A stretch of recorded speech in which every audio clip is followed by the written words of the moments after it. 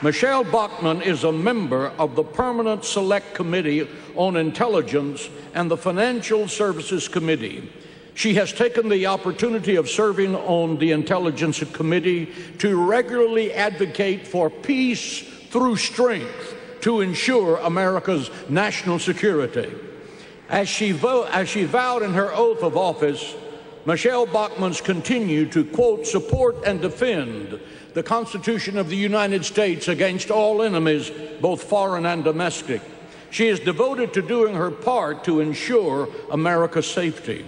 Michelle Bachmann received her Doctor of Jurisprudence at the O.W. Coburn School of Law at Oral Roberts University and an LLM in tax law at the College of William and Mary.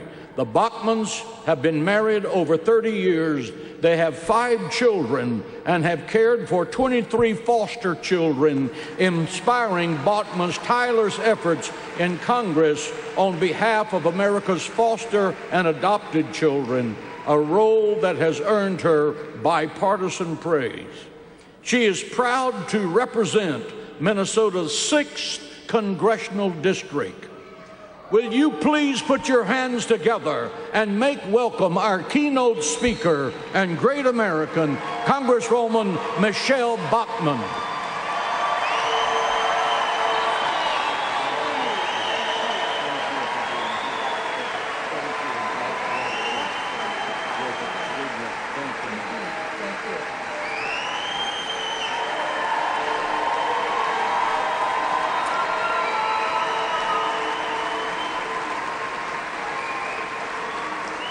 Good evening. God bless you. And may the Lord God of Israel be praised now and forever. It is an honor and a privilege for my husband Marcus and I to be here tonight, guests of CUFI. It wasn't that many years ago when I was first running for the United States Congress. I hopped a flight out of Minneapolis. I was on Delta. Seated next to me was a man who was so excited he couldn't stop talking. He told me he was on his way to Christians United for Israel in Washington, D.C. I was absolutely thrilled. I had always wanted to come and attend one of the conferences, and I asked him, is there any way that you think that I could possibly get in tonight? I'm sure it's sold out. Somehow he got me a phone number. Somehow I was able to get through. Somehow I was able to get in and had one of the most inspiring nights of my life. And now a little nobody from nowhere is standing before you fine people to address you on why Christians must stand with Israel.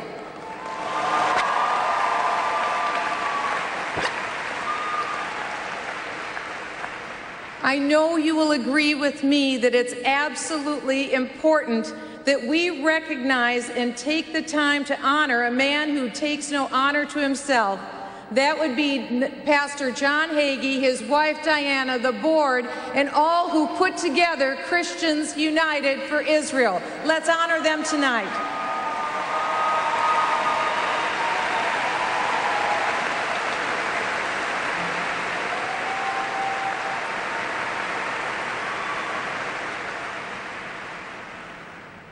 Well, legend holds that on the 6th day, God turned and said to the angels, "Today I'm going to create a land called Israel with majestic mountains, beautiful lakes, lush forests, high cliffs overlooking sandy beaches with an abundance of sea life below, truly a place where milk and honey flow." And God continued to say to the angels, "I shall make the land rich so as to make the inhabitants prosper. I shall call this land Israel. They shall be known as my chosen people." But Lord asked the angels, "Don't you think you are being too generous to these Israelites?" "Not really," God replied. "Just wait and see the neighbors I'm about to give them." And that's what I'll be talking with you about tonight. the situation on the ground in Israel's very tough neighborhood and why we need to stand with Israel more than ever before. Because let me clearly state from the outset, this is not about saying that all Muslims are radical. We work with peaceful Muslims, but we cannot be ignorant of the very real objective reality that there is a radical wing of Islam that is dedicated to the annihilation of Israel and to the United States of America, and they are at work today. Consider Israel's neighbor, Egypt, a radical change in just the last few months. They are now completely under control of the Muslim Brotherhood. The Muslim Brotherhood has a long history of threatening not only Israel, but the United States of America as well. And their effort to threaten jihad is legendary. In fact, I think their motto says it all. Allah is our objective. The Prophet is our leader. The Quran is our law. And jihad is our way. Dying in the way of Allah is our highest hope. 2 years ago, in fact, the Supreme Leader, Huma Abedin, said, America is, quote, beginning to experience its end. It is heading toward its demise. America's demise is the goal of the Muslim Brotherhood. A few weeks ago, Abedin used his weekly sermon to once again reconfirm his commitment to jihad against the State of Israel. Furthermore, since the fall of Mubarak and the rise of the Muslim Brotherhood, consider the Israeli embassy in Egypt has been overrun. A strategic natural gas contract between Israel and Egypt has been canceled. Violence has escalated throughout the Sinai, now known as the Wild West, further putting pressure on Israel's southern border. And there's a real possibility that the 30-year peace treaty enjoyed between Israel and Egypt could end. Most recently, the newly elected Muslim Brotherhood president, Mohammed Morsi, said, Jerusalem shall be Egypt's capital, God willing. Let's be perfectly clear. The undivided city of Jerusalem is not now, nor will it ever be, Egypt's capital.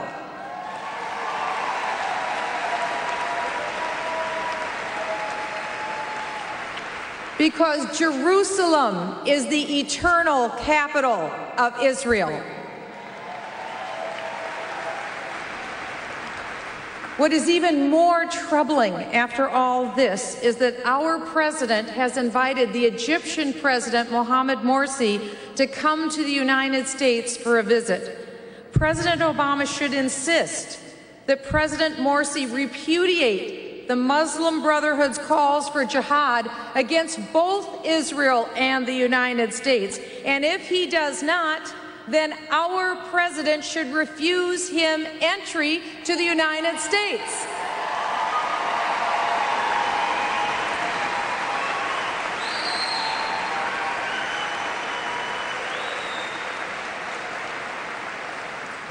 Along with President Obama's embrace of the newly elected Egyptian Muslim Brotherhood Parliament, our United States State Department just several weeks ago broke a federal law. Why would they do such a thing? Because they wanted to grant a visa to a member of a foreign designated terrorist organization. You heard me right. Not only to enter our country, as if that wouldn't be criminal enough, but also to attend a meeting inside the White House with the National Security Council. And what did this individual from a terrorist organization ask for when he was in the White House? He asked for the release of another terrorist, the Blind Sheik. The Blind Sheik is the mastermind of the 1993 World Trade Center bombing. This is reprehensible, and we need to have answers to the question, why would the State Department break a law 2 weeks ago to allow a terrorist to come into the White House and speak to the National Security Council?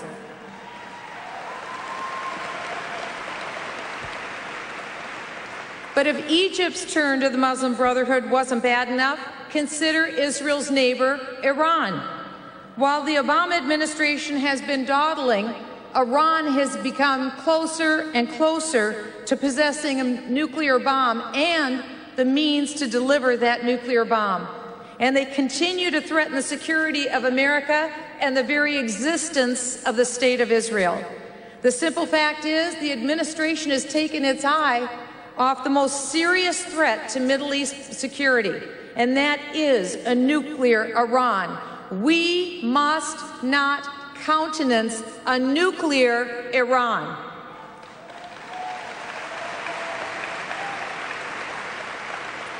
How weak has our president been on the issue of Iran? In 2008, he said he would sit down with Iran without any further preconditions, and he did. When this failed, he warned Iran not to pursue their nuclear program. In fact, for 3.5 years, he has warned Iran, do not pursue your nuclear program. And the president said again, now I mean it this time, if you don't stop your program, you know, I really mean it. I'm going to warn you again. Now, please, Israel and the world are out of time. This is the moment for clarity in standing with Israel and against Iran, because Iran has been perfectly clear. Their top targets for elimination are Israel and the United States. We need to be perfectly clear to Iran.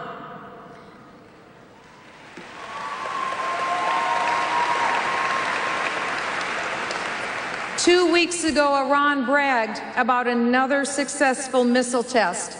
And on July 4th, when we were busy at picnics and parades, the commander of Iran's Air Force said that Iran had missiles aimed at 35 United States military bases as well as at Israel. This is tantamount by Iran as a declaration of war against our two nations, both the United States and Israel. And instead of siding with our friends in Israel, our president has repeatedly given the Iranian leaders the benefit of the doubt. But if the president thinks that Iran can be trusted, then we have to ask quite seriously, then who does he think is our enemy, if not Iran? In his Cairo speech in 2009, President Obama declared, Iran should have the right to access peaceful nuclear power.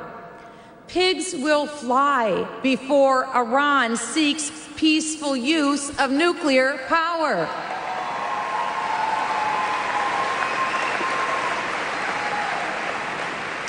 The president of Iran has told us unequivocally they intend to wipe Israel off the face of the map.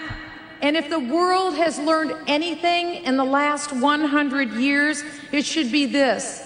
When a madman threatens the annihilation of the Jewish people, listen, pay attention, and take heed. Another threat to Israel's security is Syria, and Iran has worked overtime in Syria. They have worked tirelessly to prop up the Assad regime in Syria. They continue to slaughter innocent men, women, children, now upwards of 14,000 innocents in Syria. Unfortunately, the opposition in Syria isn't much better. It's made up of violent elements of the Muslim Brotherhood and also Al-Qaeda. You see, Syria's leadership is a matter of picking your poison between the violent Assad regime or a terrorist opposition. And here's the bottom line. Both threaten Israel. But Egypt, Iran, and Syria aren't the only neighboring enemies of Israel. We hope you've enjoyed this Daystar Live event. We are out of time,